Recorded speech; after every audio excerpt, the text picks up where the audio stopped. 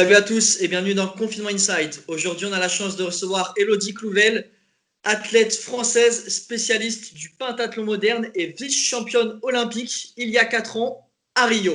Comment ça va, Elodie? Bonjour à tous, ça va très bien, merci. Donc actuellement, on est déconfiné, mais on va vouloir revenir avec toi, bien sûr, sur ton confinement. Étant sportif de haut niveau, j'imagine que c'était pas facile pour s'entraîner, notamment que toi, tu es spécialiste du pentathlon moderne. Est-ce que tu peux nous parler de ce sport qui, pour moi, n'est pas assez médiatisé, malheureusement, d'autant plus que tu es numéro 1 mondial de cette discipline. Raconte-nous tout. Alors le pentathlon moderne, c'est 5 disciplines, l'escrime, la natation, l'équitation, la course à pied et le tir au pistolet. Et sur la dernière épreuve, en fait, c'est une discipline en une avec le tir et la course, ça s'appelle le laser run. C'est un 4x800 mètres avec du tir au milieu et c'est un peu comme le biathlon en ski en fait. On a du tir, de la course et c'est le premier qui franchit la ligne d'arrivée qui gagne la compétition. Donc on part en handicap start avec le total des 3 premières disciplines, donc la natation, l'escrime et l'équitation. Et après on termine sur cette dernière épreuve où tout se joue finalement sur le combiné avec le tir, l'enjeu du tir, la pression, la course à la fois physique où il faut être très bon en course. Donc c'est cinq sports en fait et 4 disciplines finalement.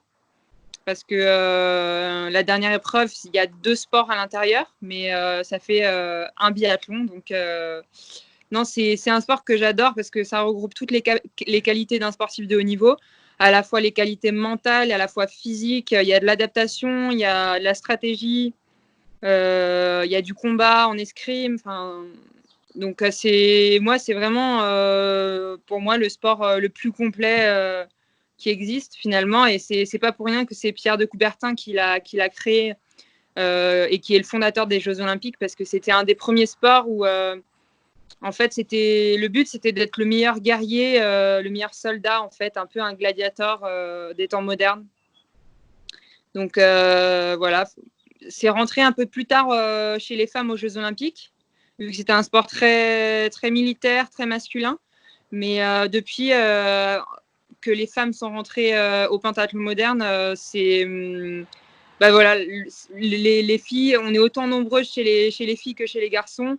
C'est devenu un sport très, très mixte aussi, parce qu'il y a le relais mixte qui est rentré en 2013 dans mon sport. Donc voilà, c'est vraiment en train d'évoluer, et je suis hyper contente d'avoir été la première médaille individuelle de mon sport en France, que ce soit une femme qui l'ait eu.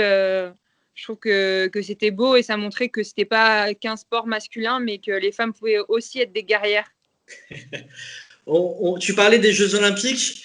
On a bien sûr appris pendant ce confinement le report des Jeux Olympiques de Tokyo à l'année prochaine. Quelle a été ta réaction suite à cette annonce? Ma réaction au début, quand il y a eu l'annonce du report des Jeux Olympiques, forcément, il y a tout qui est retombé, toute la pression, il y a tout qui a lâché, parce que mon corps était en train de monter en pleine puissance et ma tête aussi pour les Jeux. On était à 4 mois des Jeux Olympiques, et le fait que ça soit reporté à l'année prochaine, ça laissait 16 mois encore d'entraînement. C'était une Olympiade sur 5 ans finalement. Donc sur le moment, ça a été très dur, parce que j'avais d'autres projets derrière les Jeux Olympiques après le mois d'août. Et j'avais notamment des projets de femmes. Et là, bah, ça va être reporté d'1 an. Et du coup, sur le moment, j'ai été triste, j'ai pleuré, j'ai tout qui a lâché en fait. C'est comme si on se prépare pour un truc, et là, voilà, c'est long. Il reste 15 mois avant les Jeux Olympiques. Donc là, j'ai tout lâché, et c'était pour mieux repartir aussi dans mon entraînement, qui est totalement différent finalement, parce que la préparation, maintenant, elle va être totalement différente. Là, on était en train de monter en puissance. Là, du coup, on est plus sur un travail foncier. Et donc, ça change. Mais voilà, ce que j'ai pris de positif, c'est que je me suis dit, ça me laissait 1 an pour être encore plus forte, encore progresser en tant qu'être humain, en tant que femme, en tant que sportive, et arriver aux Jeux Olympiques à Tokyo en 2021 bah, au sommet de mon art. En tout cas, c'est tout ce qu'on te souhaite parce que bien évidemment, tu as goûté maintenant aux médailles, tu as goûté à la médaille d'argent. Bien évidemment, nous, on va te souhaiter la médaille d'or. Et en parlant de ces Jeux Olympiques de 2016 à Rio, quel souvenir tu gardes, bien évidemment, on va dire de cette belle performance, parce que bien évidemment, vice-championne olympique, c'est une belle performance. Mais quel souvenir tu gardes de cette expérience au Brésil? Je garde une superbe expérience en 2016 à Rio. J'ai l'impression que c'est très loin parce que j'ai évolué, j'ai grandi. Je suis passée plein d'étapes après les Jeux Olympiques de 2016. Et c'est vrai que c'était un accomplissement, cette médaille d'argent olympique. Et là, j'ai progressé sur plein d'autres domaines. Depuis, avant, j'étais une jeune fille et maintenant, je suis devenue une femme depuis 2016. Donc, il y a beaucoup de choses qui ont changé. J'ai changé aussi d'entraîneur. Voilà, j'avais besoin d'évoluer après 2016 et de partir sur quelque chose de totalement nouveau. Et c'est ce que j'ai fait avec mon compagnon Valentin. On a créé notre propre team, on a choisi nos entraîneurs et on a voulu faire différemment pour essayer d'être les meilleurs en 2021 tout simplement. Mais on a fait des paris osés, on s'est planté des fois aussi. Donc ça n'a pas été un chemin tout droit, mais en tout cas, on est fiers de ce qu'on a accompli aujourd'hui et on est heureux dans notre pratique. Donc c'est le plus important. On va revenir sur ton confinement également, Elodie. On a vu beaucoup de séances, notamment sur des lives Instagram. On a vu également pas mal de salades, notamment tu sors d'un très bon repas avec une salade ce midi, non? Ouais, exactement. Ouais, j'essaie de faire un peu attention, mais que ça soit à la fois gourmand. Puis là, comme il fait chaud en ce moment, j'ai envie de salade, j'ai envie de fraîcheur, j'ai un peu moins faim aussi. Donc voilà, j'essaie toujours de donner du bon carburant pour mon corps, parce que comme je m'entraîne, la nourriture, il faut que ça soit bon et gourmand pour la tête, parce que c'est un peu une récompense aussi après l'entraînement. Et à la fois, ça soit nourrissant pour que ça soit du bon carburant pour mon corps et pour régénérer tous mes muscles, etc. Et avoir les bons nutriments aussi. Donc, j'essaie de faire attention là-dessus et de toujours me faire plaisir. Jamais être dans la restriction de la nourriture parce que c'est avant tout un plaisir de manger. Comment tu as fait pendant ce confinement, du coup, pour te maintenir en forme? Est-ce que tu avais un programme à suivre que tu as mis en place avec Valentin? Comment tu t'es organisé pendant ces 2 mois, justement? Pendant ces 2 mois, forcément, j'ai pas pu faire d'escrime, d'équitation. Donc après, avec Valentin, on s'est adapté. On a essayé de travailler un peu l'escrime tous les deux, mais sans faire de combat, juste des déplacements, travailler la main. Donc ça, on a fait ça ensemble. Après, on faisait de la course dans la forêt. On travaillait beaucoup la course. Et puis là, on a la chance d'avoir une piscine où on est une ligne de nage, en fait, qui est au propriétaire des chalets Bakea, en fait, où on est. Et il nous laisse nager dans sa piscine. Donc, c'est vrai que on a beaucoup de chance parce qu'on a pu entretenir la natation. Et là, avec le déconfinement, justement, on a pu replonger et se remettre à l'eau dans sa piscine. Donc, c'est une chance. Et on était vraiment dans un lieu de confinement vraiment bien, avec une terrasse, la nature à côté. Et c'est vrai que ce confinement, on l'a créé parce que quand on a su qu'on allait être confiné, qu'on n'allait plus le droit d'aller à l'INSEP, qu'on pouvait plus sortir, quand on a su ça avant le confinement total, on a décidé de partir ici et de se créer notre confinement où on pourrait être au mieux pour s'entraîner parce qu'aujourd'hui, l'entraînement, c'est notre métier. C'est mon job de tous les jours et c'était juste pas possible de ne pas s'entraîner du tout en étant à Paris, confiné dans l'appartement, sachant que notre métier, c'est pas du télétravail. Enfin, on doit se muscler notre corps, on doit travailler notre corps et c'est vrai que je suis assez contente du lieu de confinement qu'on a choisi finalement parce que on a été confinés, on a respecté les gestes barrières, on a respecté les règles de confinement, mais on a pu être au mieux dans cette période difficile pour tout le monde. Pour nous, on a pu avoir un peu d'espace, de verdure pour pouvoir exercer le minimum qu'on pouvait faire en fait finalement. garder la forme. Quelle est la première chose justement que tu as faite depuis ce fameux 11 mai, depuis ce fameux déconfinement du coup? Alors le déconfinement, on a profité d'aller à l'océan, ce qu'on n'avait pas fait avant en fait. Donc on a été se balader, au début on n'avait pas le droit d'aller dans l'océan, mais on a été se balader pour voir l'océan quand même, parce qu'on était juste à côté et on n'avait même pas pu aller le voir. Donc on est allé se faire un petit pique-nique au coucher du soleil à l'océan. On a pris les vélos, donc on a pu utiliser les vélos sur la piste cyclable, donc ça c'était hyper agréable, parce qu'on avait pris nos vélos et on n'avait pas pu s'en servir avant le 11 mai. Donc là, faire du vélo, c'était trop bien. Qu'est-ce que j'ai fait encore? On a fait une soirée de déconfinement, c'était sympa aussi. Voilà, je veux dire, c'est vrai que et le fait de ne plus avoir d'attestation aussi pour aller courir, c'était vraiment top. Le fait aussi d'aller où on veut pour courir, pas seulement dans un endroit restreint. C'est vrai que non, c'était hyper agréable de pouvoir profiter de tout ça et de se sentir libre finalement. Enfin, en tout cas, un peu plus libre que pendant le confinement. C'est sûr. On parle de beaucoup de sport depuis tout à l'heure. Est-ce que tu as une passion à nous partager à côté du sport?